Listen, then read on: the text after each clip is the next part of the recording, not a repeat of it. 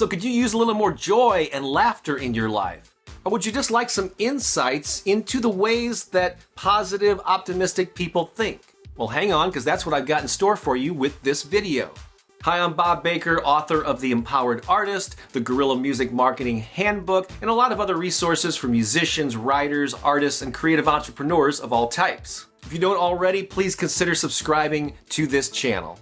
So yeah, I've realized for many years that humor is really important to me. Like whenever I read a book or go to a workshop where you're encouraged to identify like your top values. I mean, things like creativity in the top of the list, things like, fairness and the golden rule are usually on there. But always in my top 3 is laughter, a sense of humor. I mean, some of my best memories throughout my life are when I'm like hanging out with friends and we're just spontaneously cracking each other up, just laughing in general, whether it's at a movie, at a book, or in a conversation with someone, just some of my favorite moments. And it's probably why I teach and perform improv comedy. I love the craft of comedy, I love teaching it, and I love the gift of laughter. I love laughing myself, but being on stage in front of an audience and creating something in the moment that causes most of them to laugh is just really what a great gift. What a great way to serve humanity. Because in case you didn't know, there are actually physiological and psychological benefits to laughter. Your body releases all kinds of beneficial chemicals when you laugh. So recently I did a Facebook Live broadcast where I talked in more detail about this issue, and instead of like trying to recreate what I said there, I'm just going to play a little clip from that. The video is a little bit grainy, but I think you just might enjoy the gist of what I'm saying here. So watch that clip and then I'll come back at the end. And then one more thing here is it's a little deeper, a little bit more philosophical. So I published a book called The Empowered Artist last year that I'm very proud of. Talks a lot about the sort of psychological and a lot of the challenges that artists have to face and overcome. But in one thing I was talking in there about positive thinking. And so I have a unique way of looking at the positive thinking. So there's people that are really into it. There's some people that go, oh, you're just delusional and you're not facing reality. So let me see if I can say this succinctly. I think there is no object reality in the world. I think many people can agree with that. There's things happen, there are circumstances, and as far as like nature goes, they're neither good nor bad, they just are. However, human beings are meaning-making machines, and so we assign a perspective to it. We give it meaning and assign positive, negative, all the emotions, the feelings to it. But the things themselves do not contain emotions, all right, or a positive or a negative slant. It's the perception that each individual chooses to have on those things in their life. And so, yeah, if somebody is always like cynical and looking down and everything sucks and Jesus is so hard, yes, I would say they are delusional and that they're spending a lot of energy creating the lens through which they view the world. And for them, that lens is not rose-colored. It's probably brown, crappy, and they are choosing to perceive things in that manner. So in that sense, they're delusional. So if I'm going to say that negative people are delusional, I've got to be an equal opportunity philosopher here. So I'd say the positive thinking people are delusional too. They are choosing to see things in their lives through a positive slant. Where's the gift?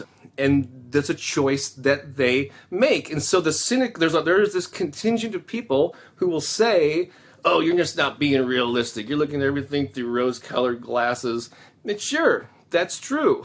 So here's the thing. If you're buying what I'm selling here, everyone is delusional. They're just choosing the lens through which they view the world, positive, negative, and otherwise. And in some cases, you might have certain areas of your life where you look at it positively, other areas negatively, where it's not a cookie cutter thing.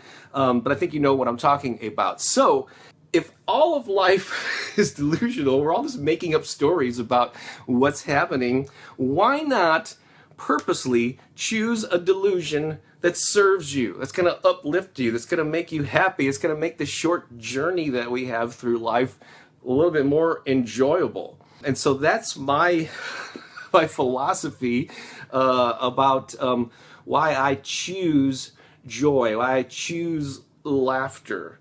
Because if we're just all making this stuff up as we go along, why not? Why not choose something that's going to make this journey a lot more fun, you know? And so that's my story, and I'm sticking to it, by golly. Don't you like this uplifting? Elizabeth says, yes, I wear rose-colored glasses. I have several pair in case one breaks. I love that. That's beautiful. Yeah, you need to have a backup pair because I'm telling you, yeah, sometimes it gets foggy. Sometimes there's muck. You got to wipe off the windshield or get those little things on your glasses. And you're not constantly there. You know, it's not like a black and white issue where I'm constantly happy. No, I have moments of frustration and moments of, oh, man, you know, and things where I forget to laugh and to express my joy. However, it's I guess I've trained myself that's where my set point is. You know, I'm always returning to that, luckily. And so, yeah, am I delusional about it? Sure, absolutely. And I'm happy. I'm much happier for it. So I hope you enjoyed that. And in fact, here are some action steps that you can take. Simply start monitoring your thoughts. Just observe the way that you're perceiving the world around you. Is the glass half full? Is it half empty? What choices are you making in the way that you describe and define the events of your life? Because if you really think about it, most of them you really do have a choice. It's all about perception and the stories we make up about the things that are going on around us. So as I mentioned before, if you haven't already, please subscribe to the video channel here. And an even better way to stay in touch is via email. That's why if you're a creative person of any type, I encourage you to get on the Creative Entrepreneur VIP list. Not only will you get updates whenever I post new information with marketing tips or career advice for creative people like you, but I'll also immediately give you access to my online course called 30 Ways to Become an Empowered Artist and a bunch of other goodies. To get all that goodness, all you have to do is go to promoteyourcreativity.com. That's promoteyourcreativity.com, and you can sign up right there. Also, hit the like button, leave a comment, and share this video with someone who you know could really use it. Thanks for all you do to express your creativity and share your gifts with the world. I'm Bob Baker, saying so long for now. Hi, I'm Bob Baker. I'm the author of the... If you don't already,